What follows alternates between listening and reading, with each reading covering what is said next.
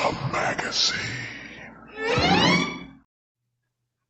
Hello once again. I'm your host, Doc Rotten, and this is Gruesome Magazine, where we review the very latest streaming and theatrical horror movies each week. The Gruesome Magazine Grue-Crew will take a look at various spooky, scary, and gory genre offerings. Tonight, we're reviewing a Larry Fessenden werewolf film called Blackout. Yeah.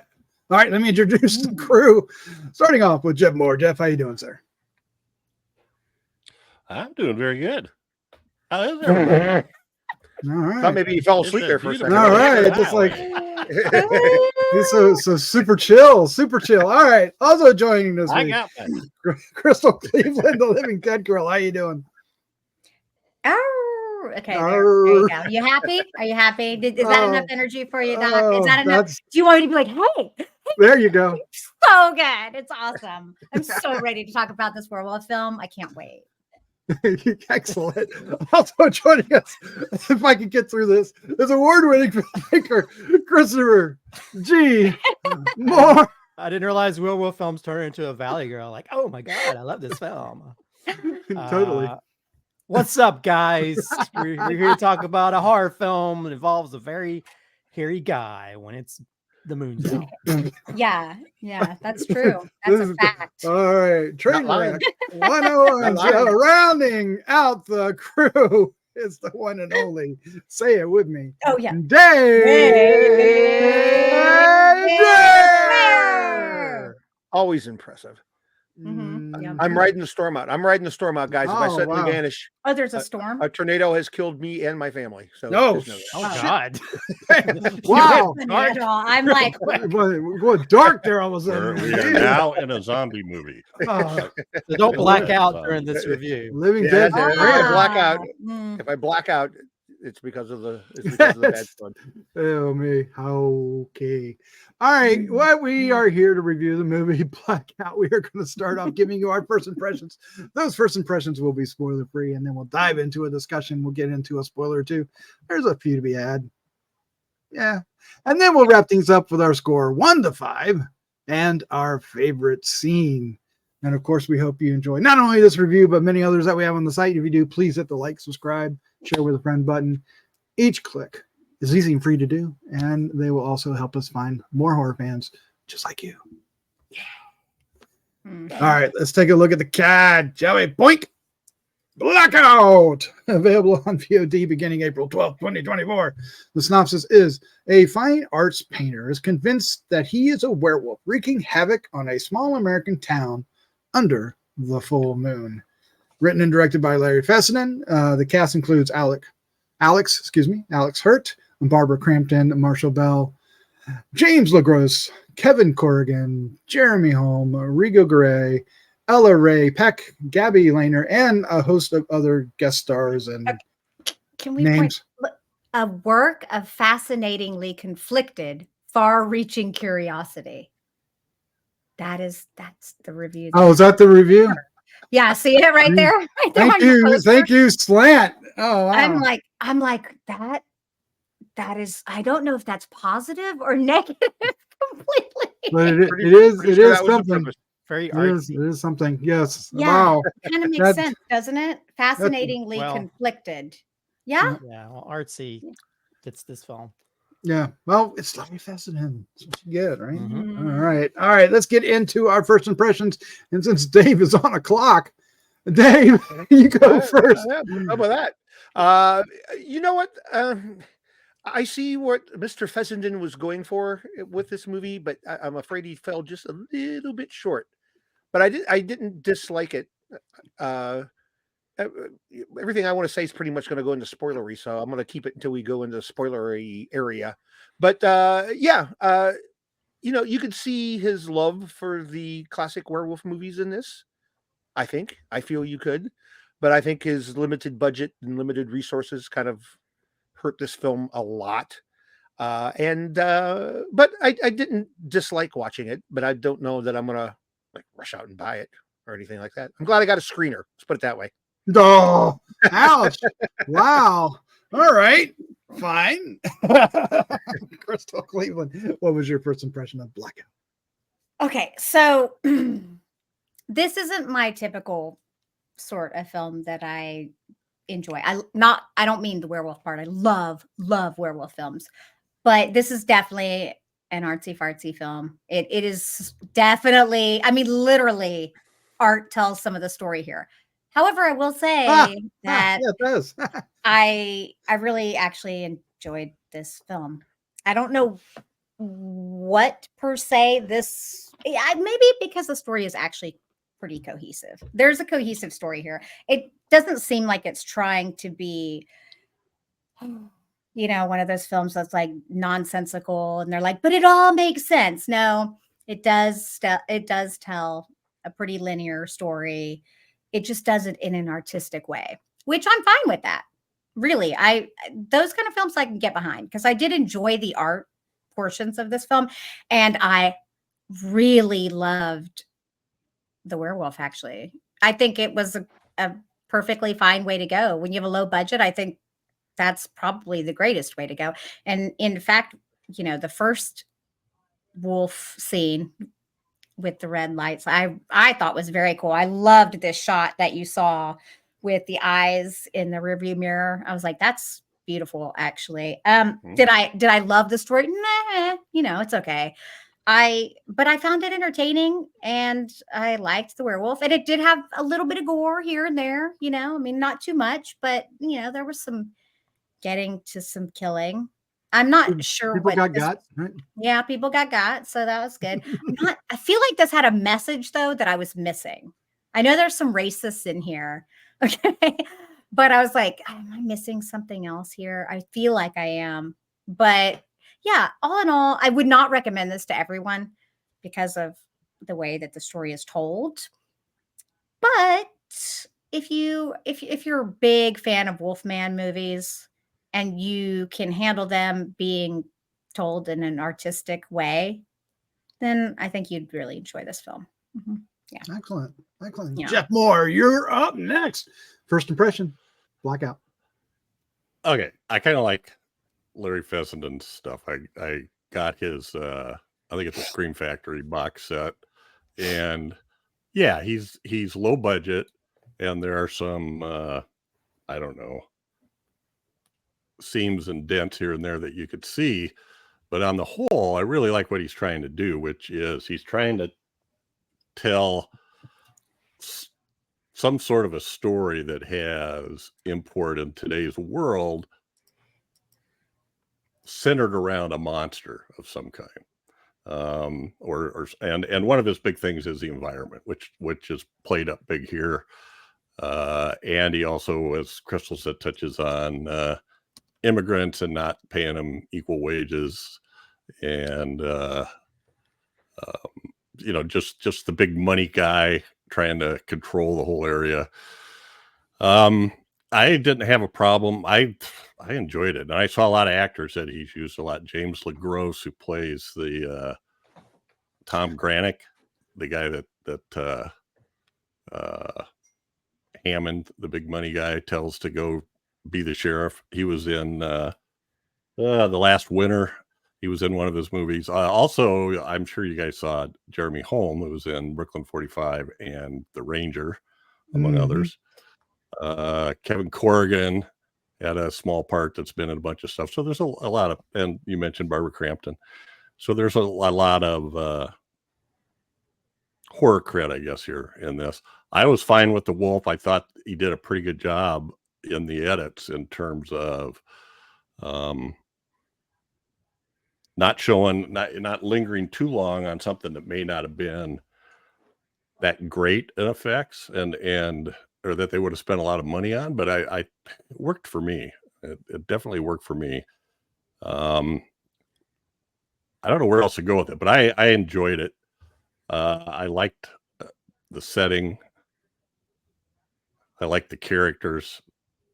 He introduces a lot of characters. It felt like it was a little longer, but it seemed like every one of his little interactions had a point that tied into the story later on. So it is a pretty typical Larry Fessenden movie. He takes a lot of time with the people. He's kind of leisurely with some of the story, and for me, it worked. So Excellent. Seams and dents, one of my favorite descriptions of a movie ever. Thank you for that. Thank you for that. Chris, that's what he said. He said it had seams and dents. Christopher G. Moore, you're up next. What is your first impression of Blackout? I consider this to be an indie horror film, and I don't mean that being like indie horror. I mean, this is like an indie film that's an indie film version of a Wolfman story. Yes. Yeah. And I do appreciate certain elements of it. It definitely goes very artsy at times, which makes kind of interesting because there's like scenes that sort of like show it from the perspective of an artist. And so I do appreciate what he's going for with this. So it is, and I do appreciate that we have a practical werewolf and it's not some CGI abomination like a lot of things do nowadays. Even though it's very, I'd say it's much more simplistic, I guess. And there are some scenes that really work showing that and scenes that don't. But this is one of these films where it was up and down for me. He definitely when you mention leisurely, I feel like that's his filmmaking style. Yes, it is. There's like long takes and so true. long to where I feel like the actors are like, are we still supposed to be going? It What am I really supposed to do now? that kind of, to me, that rips at the seams of the film for me, because I'm like, why feels, I feel like I've stuck a video camera in someone's house and it's like, okay, can we move along? And then there's like the acting. Yeah, you have some of those sort of name brand actors that are in it that pop in and out. A lot of people you probably don't even recognize from other stuff. And then you know other people, it's like, did this person walk off the street and deliver dialogue? Because it's like, oh, oof. So yeah, I think the this definitely wears this indie level thing on its sleeve, and it does kind of impact certain elements of it. But I think if Fessenden did sort of use some of the artistic type stuff, that kind of helps, and sometimes doesn't help. Sometimes like, oh, now we're being a little bit too flourishy with the artsy stuff.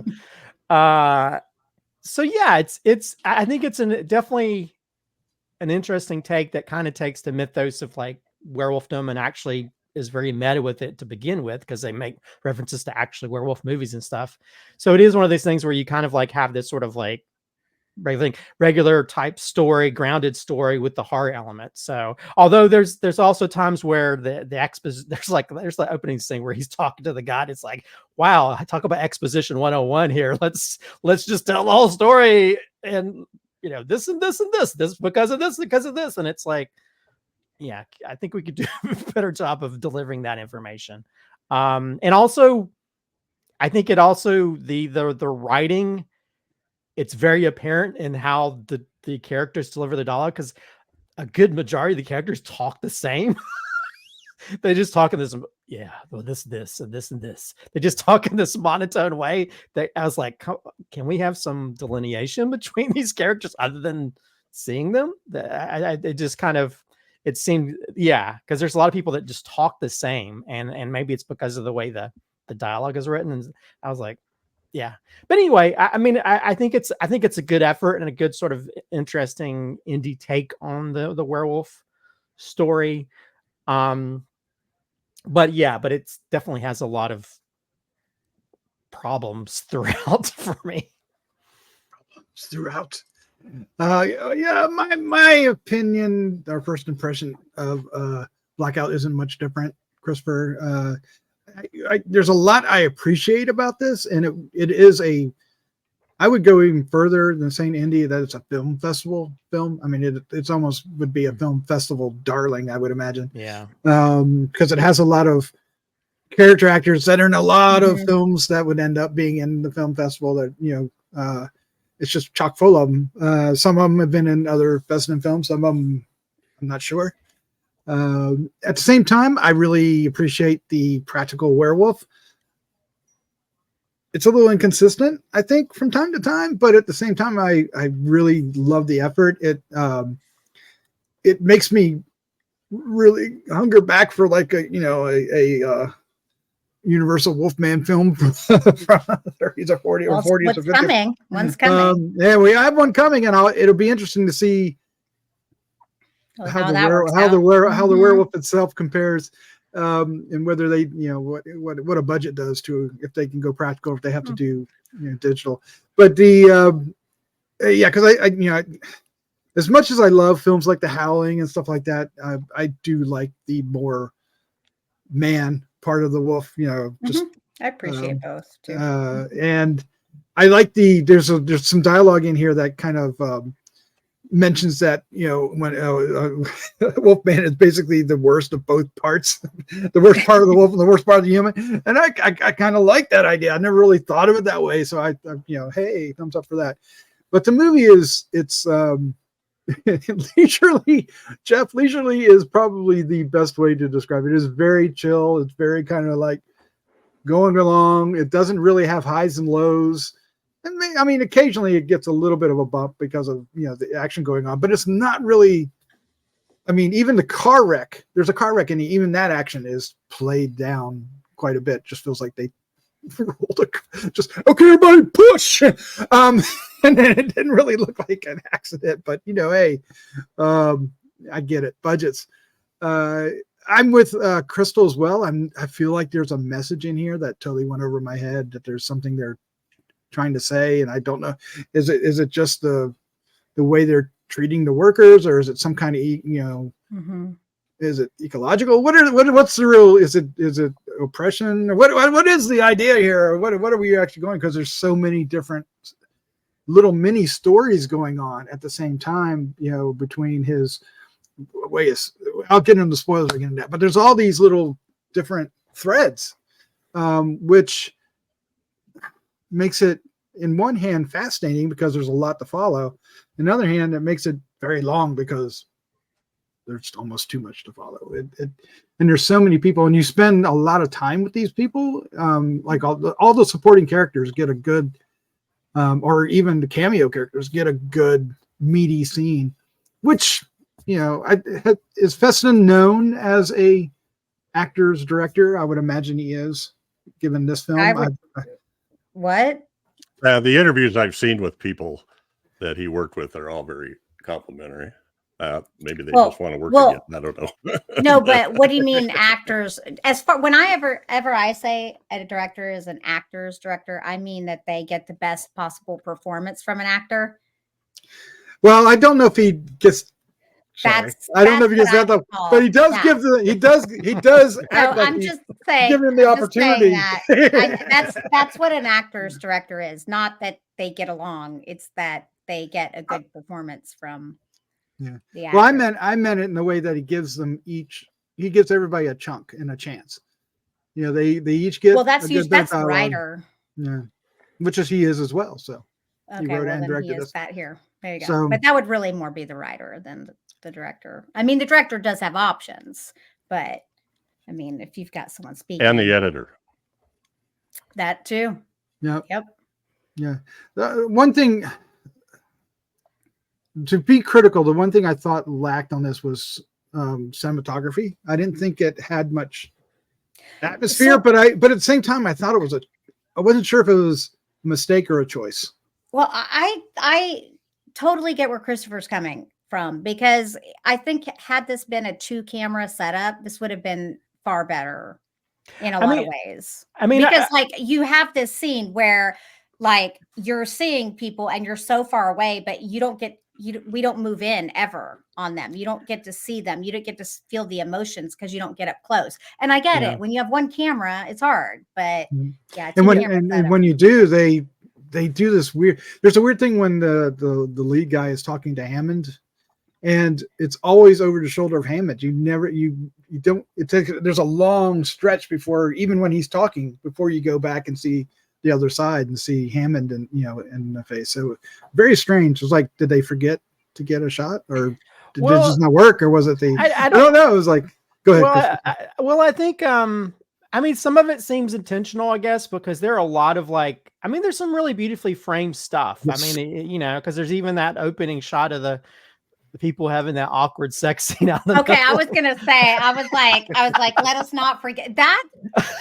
that is so. When I saw that scene, I was like, "Great! I can't wait to watch this turd." And that is like not the film at all. It's like yeah. the film completely is. well, I was like, well, "Oh, there's. well, I this think is way better."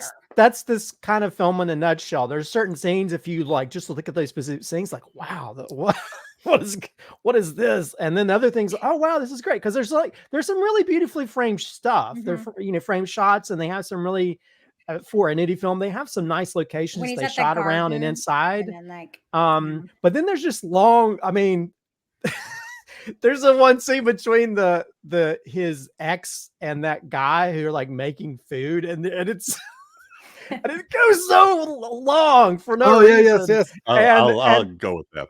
Yeah, that. And then how they interact, it almost seems like they're improvising, because they don't know what. It's almost like they don't know what to say next. And there's so many pauses. I was like, oh, I feel awkward for them, for these actors, because it feels like they're going off script or something. Maybe Fessenden was like, hey, just go out there and do something. Just because even when he picks that carrot up, seems like it was an improvisation. Well, he drops one, and then he doesn't know whether to pick it up or not. Things like that, it kind of like it feels like they're just making it up as they go, because there's there's another scene where the woman's talking to him outside the hotel, and that woman's her delivery's like very like, oh, the one with the newspaper. Yeah, well, we don't have newspapers no one anymore. reads the newspapers anymore. Yeah, and so there's things like that where it's these long scenes. I like her. Yeah, so there's even I did too. I did, but I get it from Christopher's perspective. I did like, even though he was kind of delivering a different way, I did like the guy who made the bullets or whatever. I kind of liked, but then again, there's a scene where it's he's like, you're gonna frame. be like, I gotta see it. Yeah, there's a scene where he's sitting down and it's almost like I felt like I was watching theater or something, because he's faced away and the other guy's walking up, in the background. It's all done long shot. So it's almost like trying to save on time. Like, let's just do these as one long shots and let's not shoot any coverage so we can edit in. And then I think sometimes that, to me, that the how fast and how slow things go is all indicative of how the editing happens. Because then you have all the flourish of editing when he turns into the werewolf and stuff. But even that seems kind of weird. But I don't know. I mean, they had to do a transformation without having a transformation. Yeah. Although I will say, I did like sometimes how they incorporated his art, because I think the one time when he wakes up and he sees the forest is his painting of the forest. I thought that was an interesting way of seeing it from the viewpoint of an artist. So there's some really kind of inventive, interesting things in it. But again, it's one of those things where it's like, it's just a smattering of different things that kind of take that. Yeah, it doesn't feel very fluid because of that. Yeah. And again, there's all these storylines going on. He's against Hammond, right? The developer. He's upset about his dad. There's all kinds of backstory there. He's having trouble with his girlfriend or his ex-girlfriend, and there's a big story there. And then the sheriff has a story of his own, and whether he's going to get elected or run out of town, reelected or run out of town. There's all kinds of things going on. Yeah, I don't think so. I think there's really only like two stories here. There's his transformation to the werewolf and the rich dude who's trying to run the town. And which has nothing to do that creates all the conflicts. Well, it does in terms of his frustration. But they spend a whole big scene. The ability to do that. But they spend a whole big scene with him understanding that he had this grief of his dad, and a painting that he thought that's part of the rich guy was given away to the other guy instead. That's also religion what as well. Jeff is saying, it's all thing. I don't know. Wasn't he leaving town though? He was getting ready to leave town, right? He never left town. He was getting ready to leave. So I will tell you there was one edit. He was telling people he was leaving, and what he was really doing was going to Earl's place to get got bulleted.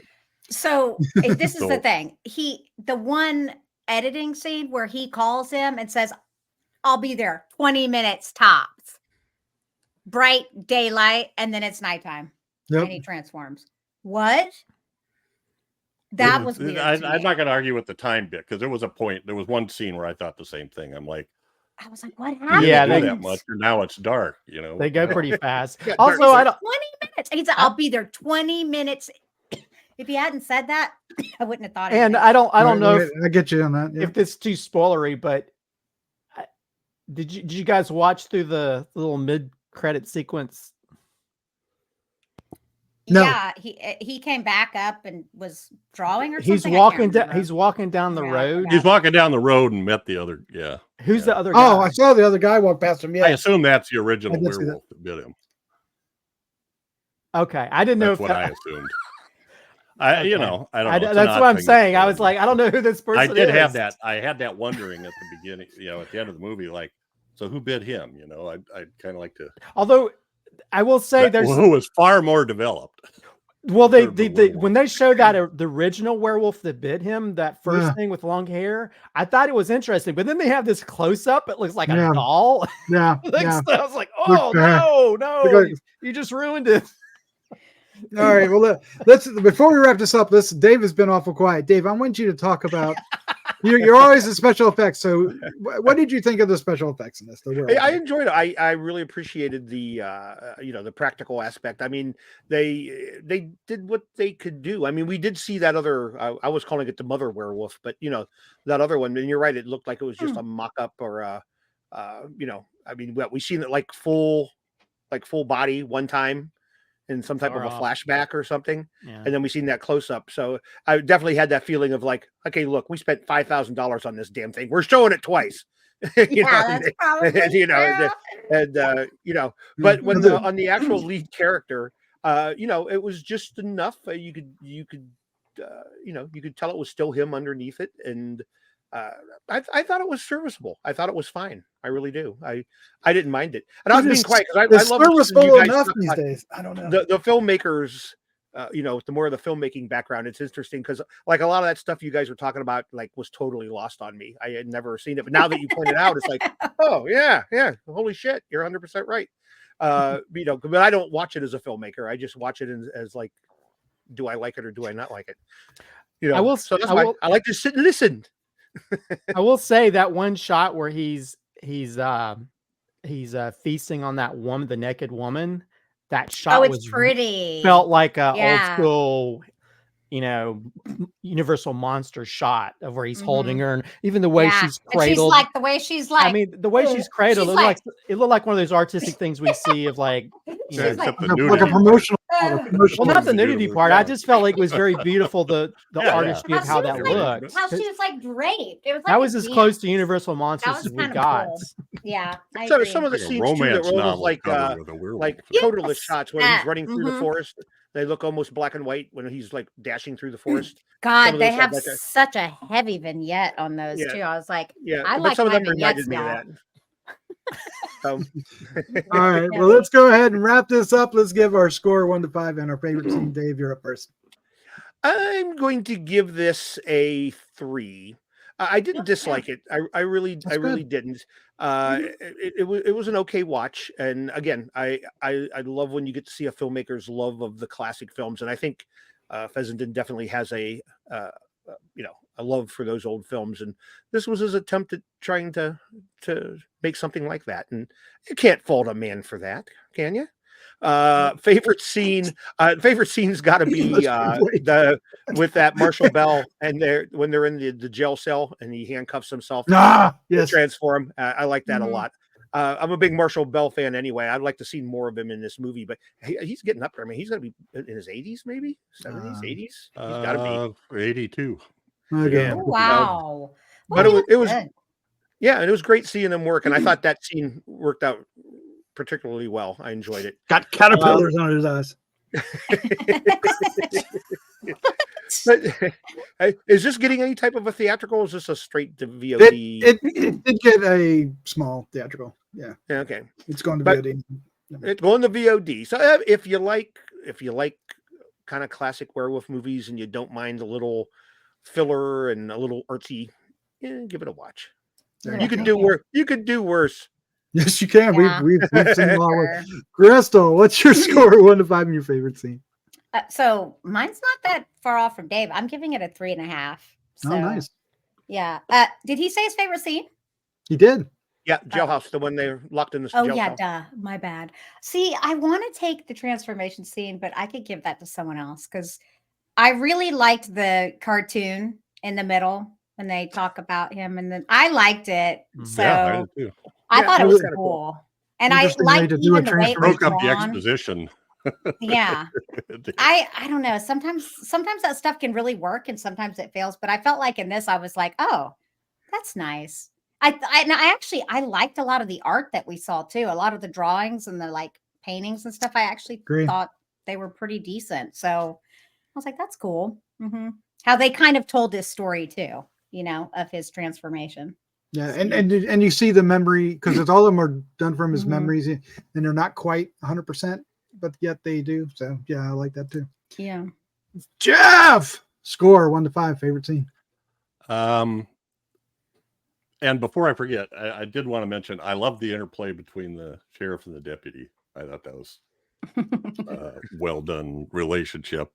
I'm with you guys on the Deputy scene Clumsy with Pants. his ex-girlfriend and her new boyfriend getting ready to do something. It looked like that guy walked in off the street at the last minute and they said, here, pretend like you're making dinner, because there was literally no chemistry, and it wasn't good anyway.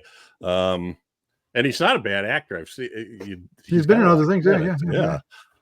Anyway, there was something else I was going to say, but anyway, I enjoyed it. I'm giving it a 3.75, and I'm going to, for my favorite scene, this might sound a little weird, but I'm going to take the conversations between Charlie and Miguel.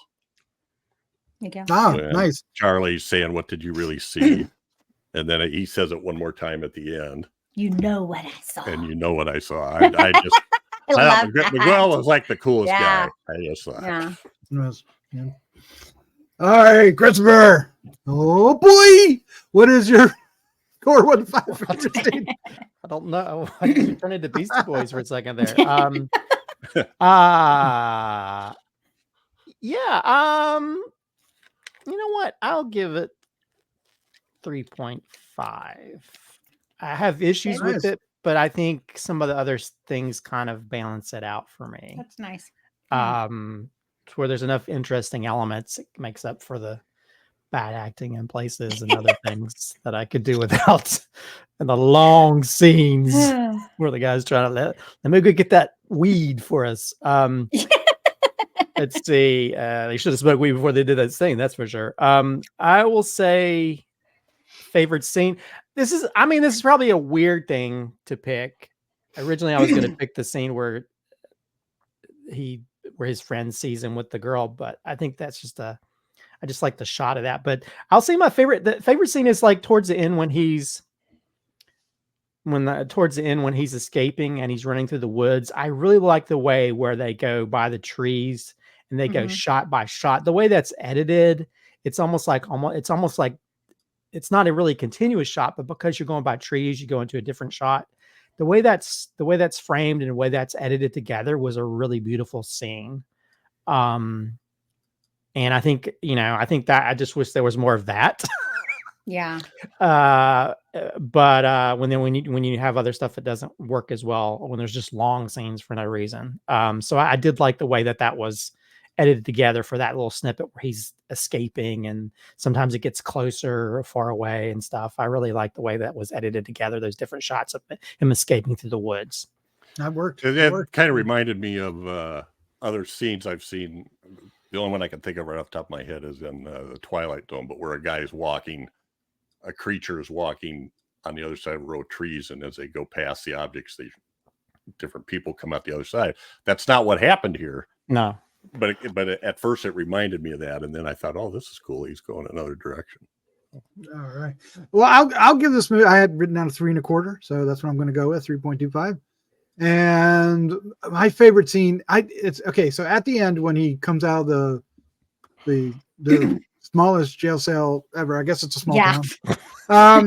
Yeah. But he comes out of the police office, and his ex-girlfriend's there, and she knows everything by this point. She's got the gun with the silver bullets, and she shoots him twice, which Could have been the end of the movie. Disrespectful. Could have been the end of the movie right there, right? And in a Universal movie, he would have flopped over and died, and the credits would have rolled, right? And everybody would have been sitting around and crying.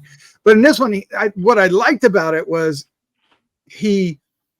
this is where the makeup choice worked really well, because it allowed the actor to emote through it, because he's like, he was just like so hurt by the fact that she shot him, or whatever the effect was, because he was just like, oh, and then and it wasn't a feral reaction. It wasn't a monster reaction. It was a very human reaction, even though he was a werewolf, and I found that incredibly fascinating. And then he runs off, and then all the rest of the people come spilling out, the little idiots, the whole idiot town. This is fantastic. All right, but yeah, you could go. Well, we did get a hand, right, when you come up out of when he chews the hand off of the one guy in the jail cell. Yeah. So we get the hoon hanging out. Anywho, there you go. That's our review of Blackout. It's out on POD now. Check it out. Let us know what you think of it down in the comments below. All right, Jeff, Crystal, Christopher, and Dave, thank you for joining me. A lot of fun. Thanks for having us. Always Thank fun. you, Doc. All Good right, to see y'all. let's get out of here. Let's say goodnight. Good night. Good night, everybody.